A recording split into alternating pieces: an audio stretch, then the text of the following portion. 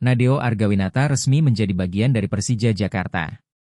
Ini bukan sekadar kabar transfer biasa, karena Persija memberi kontrak panjang sampai 2031. Artinya, klub tidak sedang mencari solusi sementara, tetapi sedang membangun pondasi baru di bawah Mistar.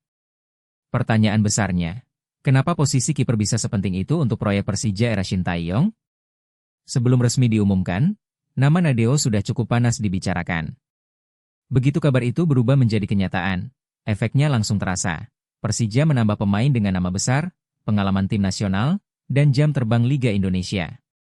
Buat klub sebesar Persija, rekrutan seperti ini selalu punya dua sisi. Satu sisi menaikkan kualitas skuad, sisi lain langsung membawa ekspektasi besar.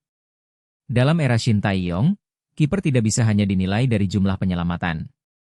STY dikenal menyukai struktur permainan yang rapi, disiplin, dan berani mengambil risiko saat membangun serangan. Di situ, kiper menjadi bagian dari taktik. Ia harus memahami posisi bek, membaca tekanan lawan, dan tahu kapan harus bermain pendek atau langsung mengirim bola jauh.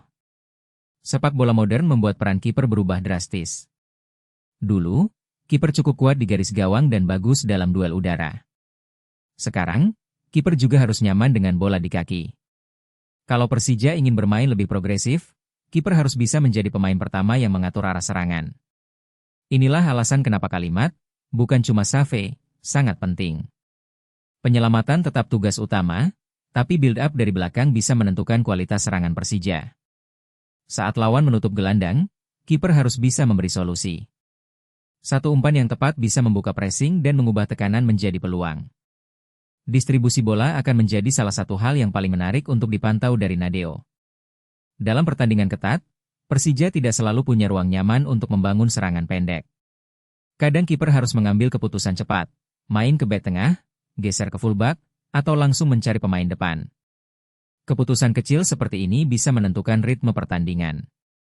Kalau STY menerapkan garis pertahanan tinggi, tugas Nadeo akan semakin berat.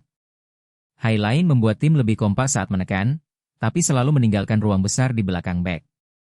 Ruang itulah yang biasanya diserang lawan dengan bola terobosan. Maka, kiper harus punya timing, keberanian, dan komunikasi yang jelas.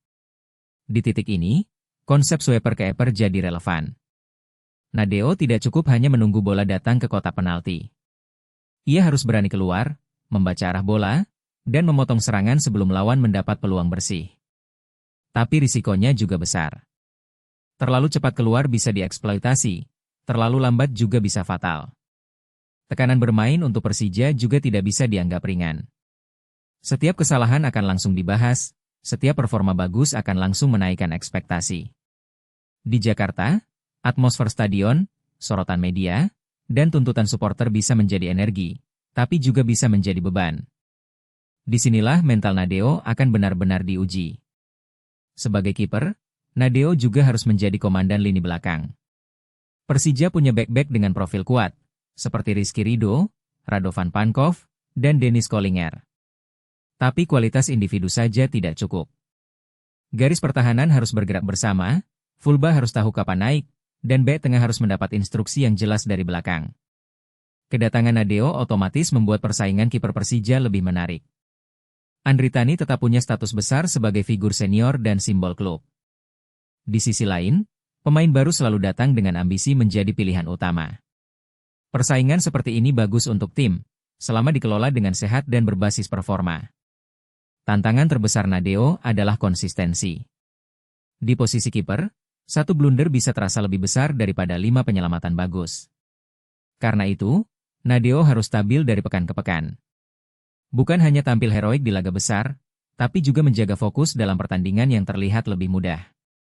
Jadi kesimpulannya, transfer Nadeo ke Persija bisa dibaca sebagai langkah strategis. Kalau ia cocok dengan sistem Shin Tae-yong, Persija bukan hanya mendapat kiper baru, tapi mendapat fondasi baru untuk cara bermain yang lebih modern. Sekarang tinggal satu pertanyaan, apakah Nadeo langsung jadi nomor 1, atau harus membuktikan diri lewat persaingan ketat? Tulis pendapat kalian di kolom komentar.